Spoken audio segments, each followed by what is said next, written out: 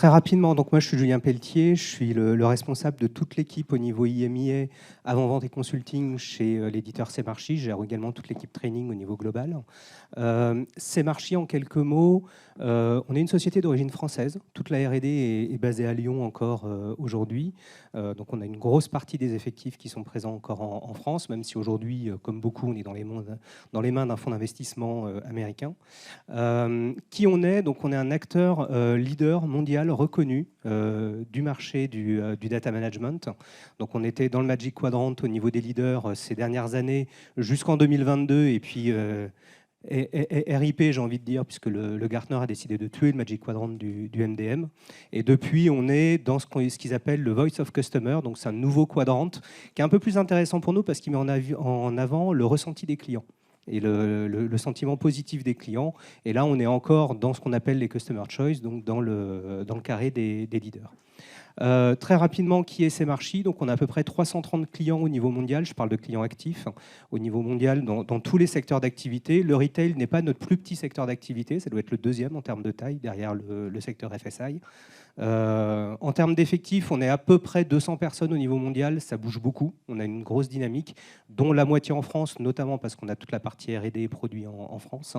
Et puis on a une croissance très dynamique, 73% de croissance en France l'année dernière, donc on est vraiment sur un rythme de développement très soutenu. Je m'arrête là pour Semarchi, si vous voulez en savoir plus, passez nous voir là-haut, on sera un plaisir de vous répondre. On va parler de la Redoute. Donc la Redoute, une marque à la fois connue et méconnue, connue dans l'inconscient collectif parce que c'est quand même un acteur qui nous accompagne depuis très longtemps, tous avec on a tous connu les catalogues La Redoute qui traînaient chez nos grands-mères et même chez nos mères il y a de ça 30 ou 40 ans. C'est une société qui a failli disparaître. Ça, peu de gens le savent, en fait, il y a 4-5 ans, je crois, en arrière, un peu plus que ça. Ils ont failli complètement disparaître, justement parce que le canal catalogue ne fonctionnait plus du tout. Et donc, c'est une société qui est passée tout près du dépôt de bilan, qui a été reprise en main par les salariés eux-mêmes. Donc, c'est vraiment une société qui a complètement changé de gouvernance et qui a fait un complet pivot en termes de modèle économique, puisqu'ils ont complètement abandonné le catalogue papier. Ils ont un peu abandonné aussi la partie physique, où ils avaient commencé à investir dans des magasins un petit peu en physique.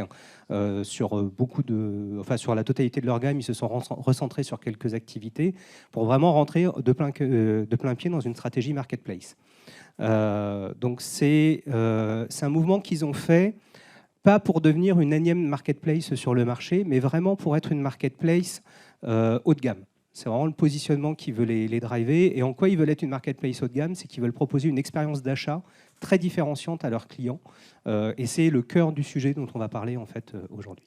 Juste une question avant que tu continues. Quand on parle de marketplace haut de gamme, souvent on rentre dans les marketplaces très sélectives où en fait finalement on a peu de vendeurs. Est-ce que la stratégie de La Redoute c'était d'être haut de gamme avec très peu de vendeurs ou d'ouvrir à davantage de vendeurs avec des méthodologies un peu différentes? Alors, on va y revenir. Pour l'instant, les vendeurs sont vraiment sélectionnés sur le volet. Très rapidement, en quelques chiffres pour que vous puissiez voir un petit peu l'étendue du scope aujourd'hui de la marketplace. Donc, c'est à peu près 10 millions de clients avec 11 magasins connectés. Donc, ils ont gardé quand même une partie physique, mais vraiment très limitée. 90% du chiffre d'affaires réalisé sur Internet et 9 millions de visiteurs uniques par mois sur le site laredoute.com, ce qui génère quand même une belle attractivité en termes de navigation sur la marketplace. Donc c'est vraiment, aujourd'hui, c'est une marketplace qui est centrée sur l'activité en France, même s'ils vendent au travers de 26 pays. Aujourd'hui, on est vraiment sur à la fois un sourcing de vendeurs et une marketplace qui est animée depuis la France. Et c'est un des enjeux aussi sur lesquels on va les accompagner par la suite. Donc, quels étaient justement les enjeux au niveau de La Redoute dans ce move vers la marketplace? Donc, le premier point, ça a été vraiment d'améliorer l'expérience client et d'avoir une expérience client sans couture, en fait, à la fois avec la partie physique, la partie digitale, mais également, on va dire, sur la partie marketplace, d'avoir vraiment une expérience pour ne pas se retrouver dans un effet Amazon. Quand on cherche un produit, on a plein de références qui pop, les informations ne sont pas identiques selon les produits, on ne sait pas exactement est-ce que c'est le même produit, est-ce que ce n'est pas le même produit. C'est assez compliqué de s'y retrouver, donc c'est vraiment ça qu'ils ont voulu casser. Également des enjeux de croissance à l'international, puisque la marketplace, un des enjeux un des leviers de croissance de la Redoute demain, c'est vraiment d'aller vers l'international et d'aller chercher des vendeurs internationaux, beaucoup plus qu'ils n'en ont aujourd'hui. Et puis c'est également d'améliorer l'expérience des vendeurs, parce que quand on fait de la marketplace, c'est très important en fait de faciliter l'onboarding aussi de ces vendeurs, et donc de pouvoir justement avoir des services à valeur ajoutée, donner plus de feedback aux vendeurs aussi autour des produits, autour de l'attractivité qu'ils génèrent et tout. Et donc, ça a été aussi un de leurs enjeux dans ce projet. Donc, on va parler produits. Donc, on en parlait justement tout à l'heure. La Redoute est très sélectif aujourd'hui sur son catalogue produit. En tant que stratégie produit, en fait, ils ont 3 piliers. Déjà, ils produisent des produits en marque propre. Donc, ils sont aussi fabricants, notamment avec une marque assez connue qui s'appelle AMPM au niveau de l'immobilier, au niveau du mobilier, pardon. Mais pas que. Ils ont d'autres produits avec la Redoute Collection ou autres. Ils ont également des accords avec des marques externes de revente, où là, ils s'occupent en fait de toute la partie logistique, donc ils gèrent les stocks de ces produits-là, ils les revendent. Et puis, ils ont vraiment un fonctionnement marketplace avec des vendeurs référencés, dont je vois qu'il y a Monoprix ici, dont on a parlé un peu plus tôt aujourd'hui, mais pas que. Et en fait, avec ces vendeurs marketplace référencés, on est vraiment dans un processus de sélection qualitatif, comme on disait tout à l'heure, puisqu'ils ne sont que 650 vendeurs, donc ce qui est très peu par rapport à des volumes tels qu'on va pouvoir les trouver chez Fnac Darty, dont on a parlé ce matin, par exemple, ou sur Amazon ou Cdiscount. Donc ces 650 vendeurs représentent à peu près 5200 marques, 1 200 000 produits pour 7 millions de variantes, ce qu'on appelle les articles également, donc les déclinaisons taille coloris, notamment au niveau de la partie vestimentaire. Donc tout ça c'est bien, mais ça donne un challenge en fait quand on va vouloir aller sur la marketplace, parce que aujourd'hui on a besoin d'exposer une information qui soit la plus claire possible aux clients. Et la plus qualitative possible et harmoniser également quelle que soit la source de l'information. Donc on en parlait un petit peu ce matin, c'est proche des enjeux de ce que Fnac Darty a rencontré. La solution n'a pas été la même ici, puisque l'idée, ça a été de se dire, en fait, l'information, on l'a, elle vient de nos différents vendeurs, et comment je vais pouvoir construire de la part avec ces informations, parce qu'on a des produits en double qui arrivent, qui peuvent être fournis par des vendeurs différents ou qui peuvent arriver par différents canaux. Comment est-ce que je vais construire en fait l'information la plus claire, la plus homogène possible, pour que quand mon client se balade en fait sur le site, on puisse avoir quelque chose de très clair, qui ne porte pas à confusion et qui lui donne la bonne information. Donc on a eu tout un ensemble de travail en fait pour rationaliser tous ces contenus-là. Donc on parle à la fois du titre, des médias, des descriptifs, de l'ensemble des attributs qui sont sur les produits, pour pouvoir produire une fiche qualitative et centralisée. On a également un autre enjeu qui est très important, c'est que souvent quand on va collecter en fait les fiches produits auprès des fournisseurs, on va collecter des fiches produits qui vont être à l'EAN, donc au niveau des déclinaisons taille coloris. Donc ça veut dire qu'on a des spécificités, des caractéristiques qui vont être propres à la déclinaison taille coloris et d'autres qui concernent juste le produit. Et notamment, par exemple, la couleur, c'est quelque chose qui est spécifique à la déclinaison, mais un produit peut exister en différentes couleurs. Et donc, dans ce qu'a voulu faire aussi la Redoute au travers du traitement des données, c'est réconcilier en fait cette dichotomie qu'il y avait avec des fiches articles très détaillées, reconstituer une vraie vision du produit unique pour le client, et après avoir vraiment une gestion de variantes qui soit faite au moment du processus d'achat où le client va pouvoir choisir ce qui l'intéresse. Et avec des attributs qu'on va différencier, parce que les médias, par exemple, on peut avoir des médias au niveau du produit, mais des fois aussi au niveau de la variante, si on a des médias sur les différentes déclinaisons de couleurs ou autres. Donc comment ça s'est passé ? En fait, ce produit-là, donc on a vraiment refondu toute la chaîne logistique d'approvisionnement de la marketplace en termes d'information produit. Pour la partie onboarding des vendeurs, donc c'est la solution Miracle qui a été déployée. Donc la solution Miracle, elle est vraiment là pour onboarder la totalité des fiches produits, qu'on parle des vendeurs, mais également des autres canaux qu'ils ont avec les produits en marque propre ou les produits de revente.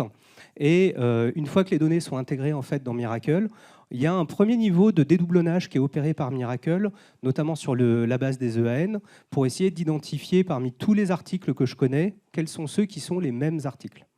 Donc Miracle fournit ces informations-là, on les fait atterrir en fait dans une zone de travail sur laquelle donc les données sont persistées, on gère un aller-retour avec la base média, à ce niveau-là pour réconcilier, à la fois peupler la base média avec les photos que les vendeurs nous ont données et récupérer en retour des médias bien catégorisés, bien référencés, sur lesquels on va pouvoir les gérer en tant qu'attributs sur les fiches produits. Une fois que cet échange avec la zone média est fait, en fait, on va rentrer toutes ces données-là dans ces marchés. Et là, dans ces marchés, on a configuré en fait un modèle et un mode de fonctionnement qui va permettre, à partir de fiches articles, de recréer une vision produit, une vision article, de remettre les bons attributs au bon endroit en fonction des produits et surtout de contrôler la qualité. C'était le point numéro 1. La Redoute, dans les descriptions, par exemple, qu'ils veulent publier sur le site, interdisent d'avoir des descriptions de produits en dessous d'un certain nombre de caractères.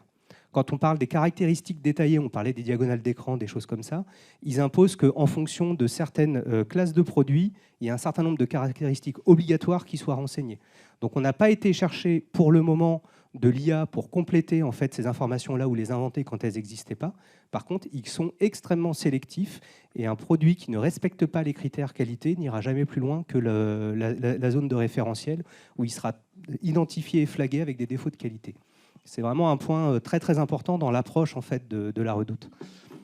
Une fois que tout ce travail de mise en qualité est fait, donc on va fusionner les fiches produits, on va rationaliser tout ça, et après on va les exposer. Donc on va en fait tout ce qu'on appelle la partie Golden Data, donc on va arriver sur une couche d'exposition des données, où là on va répondre à l'ensemble des cas d'usage qui ont besoin en fait de l'information chez la Redoute, donc en premier lieu la partie Marketplace, mais également toute la partie Analytics, la partie logistique, et tout un ensemble d'autres applications dont je ne suis pas forcément le spécialiste ici aujourd'hui.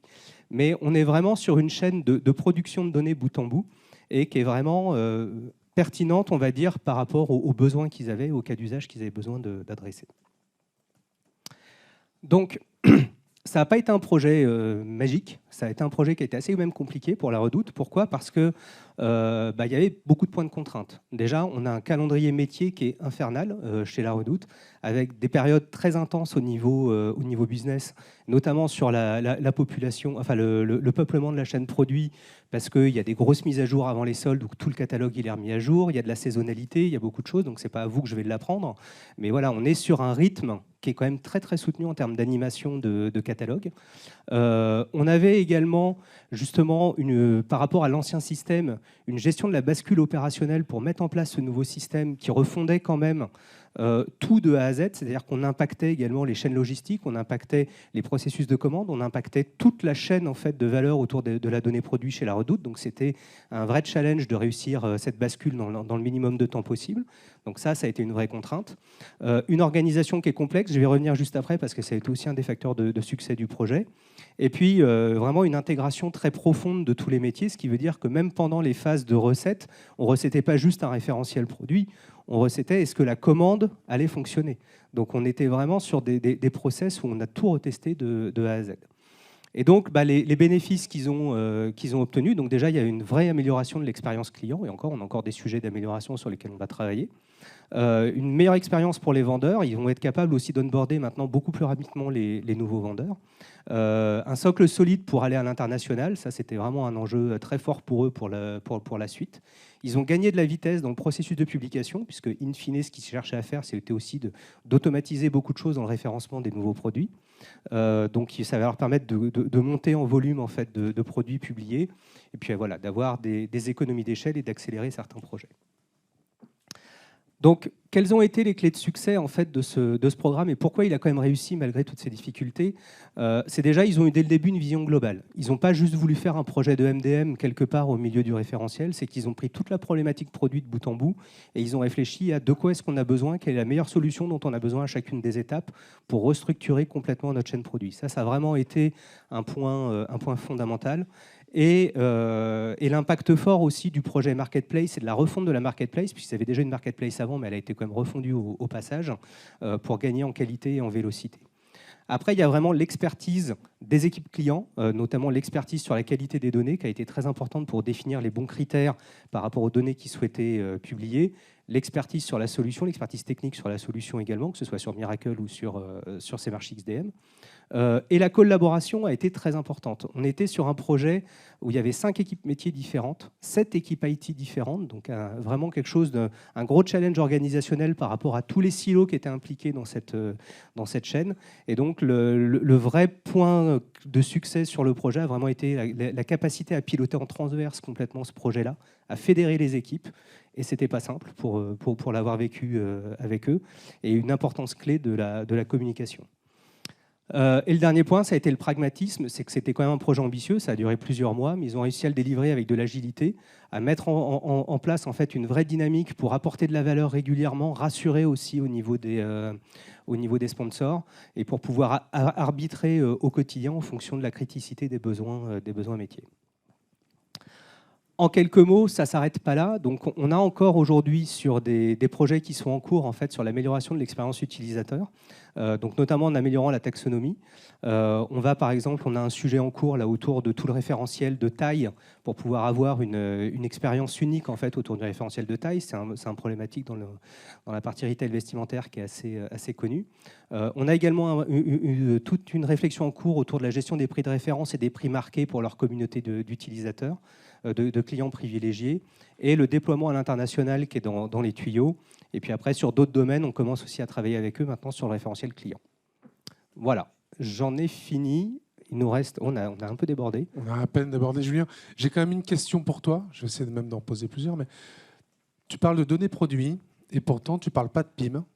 Ouais. Tu parles de MDM, Master Data Management. Est-ce que tu peux nous expliquer comment tu fais le distinguo entre les deux ? Alors, c'est un très bon point. Moi, déjà, je n'oppose pas les deux. Pour moi, MDM et PIM sont vraiment complémentaires parce que le MDM va répondre à des enjeux que le PIM ne sait pas répondre et le PIM répond à des enjeux auxquels le MDM ne sait pas répondre. Donc, pour moi, on est vraiment sur des besoins fondamentalement différents.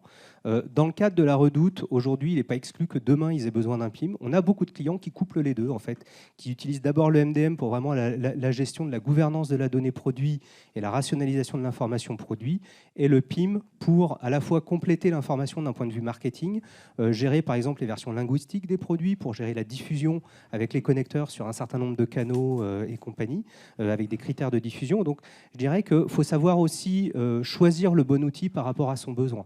Donc clairement, nous aujourd'hui, on n'oppose pas les deux. On est plutôt d'ailleurs à discuter avec des clients aujourd'hui qui nous sollicitent sur du PIM.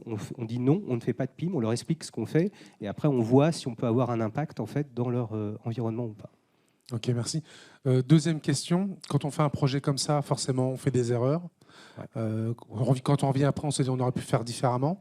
Si tu te mets dans la peau de la Redoute, qu'est-ce que vous auriez pu faire différemment et qu'est-ce que vous avez appris de ce projet ? Alors, ce que je n'ai pas précisé, c'est qu'en fait, la Redoute n'est pas du tout un client nouveau. C'est un client qui est depuis 8 ou 9 ans chez CMarchi. Et on avait en fait une implémentation historique autour du référentiel produit sur l'ancienne marketplace, sur ce qu'il faisait avant. Et en fait, au moment de démarrer ce nouveau projet, il y a une erreur qui a été faite, qui a été de se dire, finalement, on va repartir de l'existant. On va juste le monter en version techniquement parce qu'on avait un peu d'obsolescence technique à traiter. Et puis, on va faire quelques ajustements pour pouvoir gagner du temps et rebrancher le plus rapidement possible nos flux produits. Et là où ça a été une erreur, c'est qu'en fait, l'implémentation était tellement ancienne que plus personne, d'un point de vue métier, ne comprenait ce qui avait été implémenté dans la première version. Et ce n'est pas une blague. D'un point de vue règles métiers, il y a des règles métiers, on s'est posé la question de savoir pourquoi c'était là, qu'est-ce que ça faisait là. Et en fait, on a perdu du temps à cause de ça, puisqu'il y a une première tentative de projet qui partait plutôt sur une montée de version de cet asset existant. Et puis à un moment donné, on s'est dit non, on est en train de perdre trop de temps. Finalement, les besoins métiers ont évolué. Les métiers sont capables de réexprimer maintenant de quoi est-ce qu'ils ont besoin en termes de contrôle, de qualité de données. Et donc, on a juste gardé la structure du modèle d'un point de vue structure de données. Par contre, on a réinventé toute la couche métier en fait, qu'elle est dans le produit et ça a vraiment permis de débloquer la situation. C'est un point vraiment intéressant qu'on retrouve nous régulièrement chez nos clients. Et dernière question, parce qu'on a débordé, mais elle me brûle les lèvres. Tu as parlé vite fait d'IA, mais tu as passé le sujet rapidement. Ouais. Ça veut dire que ce n'est pas un sujet pour vous ? Il n'y a pas d'IA chez CMarchi, il n'y en aura jamais ? C'est la question peu de banane. Non, l'IA est un sujet qui est très important pour nous. Dans le cadre de la Redoute, ça n'a pas été utilisé pour l'instant. Maintenant, il n'est pas impossible que par rapport à ce que j'évoquais, par rapport justement à leurs critères de qualité sur les fiches produits, on a déjà eu des réflexions avec Christophe, qui est l'IT directeur Digital Platform chez La Redoute, qui est le propriétaire entre guillemets de la plateforme Cmarchi, pour voir comment l'IA pouvait finalement les aider à valider automatiquement un certain nombre de choses ou à enrichir automatiquement un certain nombre de choses. Mais c'est quelque chose qui va venir maintenant, en fait, dans un rang 2. Et après, nous, chez Cmarchi, l'IA, en fait, on en fait depuis des années, tout simplement parce que qui fournit des données de qualité aux plateformes d'IA, si ce n'est les solutions de data management en amont. Donc en fait, on est intégré avec les solutions d'IA depuis très longtemps. On voit arriver l'IA dans la gestion même du data management parce qu'on est capable de se connecter à tout un ensemble de sources ou sur vos propres algorithmes d'IA pour pouvoir traiter les données, les valider, les enrichir. Donc on est déjà très ouvert en termes de connectivité sur l'IA. Et puis comme tout éditeur, on a quelques éléments de roadmap un peu stratégiques autour de l'IA qui vont arriver dans les mois qui viennent. Mais voilà, on est vraiment au cœur du sujet chez Cmarchi.